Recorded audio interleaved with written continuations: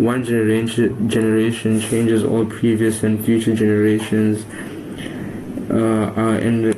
end up being brought forward forever. What I mean is, someone born in the 60s could only watch TV in the 80s. It doesn't mean he isn't watching TV in 2024.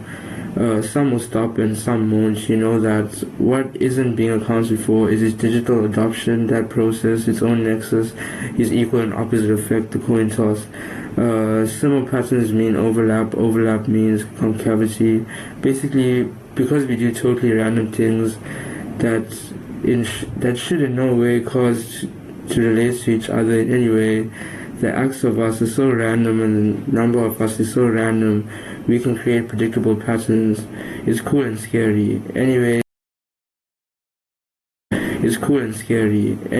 UFC Africa, I think I'm confirming what I want to happen is Dricus du Plessis versus ODDP, the factory Rolex, versus Alex Pereira, AP, the Bust Down AP, and I'm saying that fight should happen at middleweights in Africa for the middleweight belts, and I'm hoping that Dricus wins that fight and then can fight at light heavyweight next year. And either I want it first, number one, to be Spain, then Brazil, and then the UAE.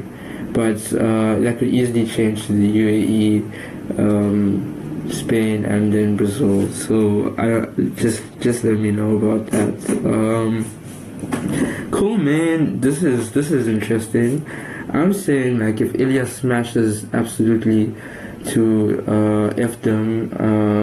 Max Holloway, then he should fight Ilya versus it should be Ilya versus Islam Makhachev for the lightweight title in UFC Africa.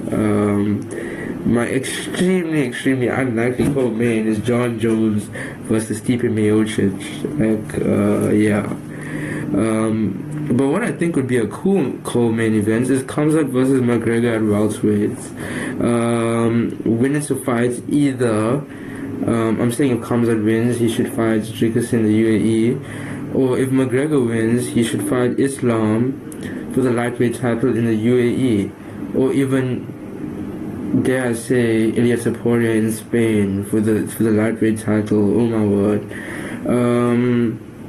If I'm saying co-main event, then I'm saying in the main card it should be either, I'm saying, Usman versus Zakir, Shavkat versus Zakir, which if he loses to Bilal, I'm saying, if that is a possible fight. As you know, I've been a bit preoccupied, but what the fight I'd like to see is DJT's favorite influencer, Colby Covington versus Zakir, and that to be like the number one contender for the welterweight title in a fight next year in the UAE, or Spain, like maybe against Bilal.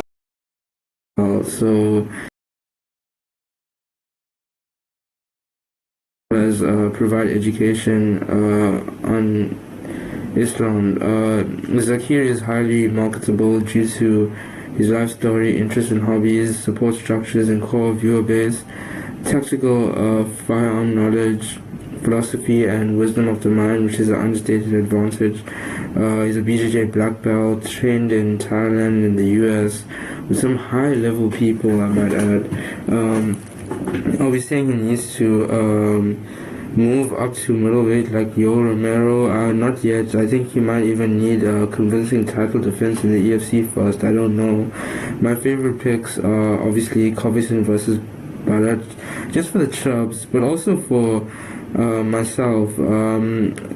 Zach and DJT's favorite influencer can do to I just want to see what they do to each other's wrestling and grappling, and how they combat that. We know it's going to turn into a strike war, and Zach, without giving too much away, is extremely proficient in close quarters combat, wetsuit type of stuff. You will see blood, maybe even a KO of the year like Yuri if he gets close.